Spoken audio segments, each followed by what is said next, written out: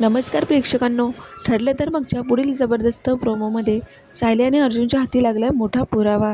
सायली आणि अर्जुनने telecom report साक्षीचे शोधण्यासाठी चैतन्याला पाठवलेला आहे टेलिकॉम कंपनीमध्ये. चैतन्य आता ते रिपोर्ट शोधून घेऊन आलेला असतो.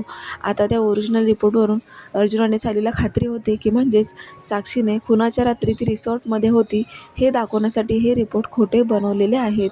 मग आता त्यांना ते फुटेज चेक करायचं असतं. त्यामुळे ते तिघंही आता फुटेज चेक करण्यासाठी बाहेर ऑफिसमध्ये आलेले असतात. त्या लॅबमध्ये गेल्यावरती आता सायली आणि अर्जुन तिथे फुटेज चेक करू लागतो आणि चैतन्य डेट बघत असतो.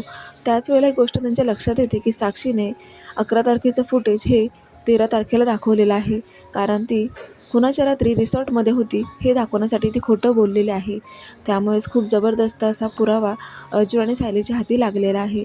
साक्षी खोटं बोलून तिने जे रिपोर्ट बनवलेले होते ते खोटे आहेत हे आता कोर्टाला अर्जुन आणि सायली सिद्ध करून दाखवणार आहेत. पण नेमकं आता प्रिया लपून पाहत असते हे सायलीने बघितलेलं असतं.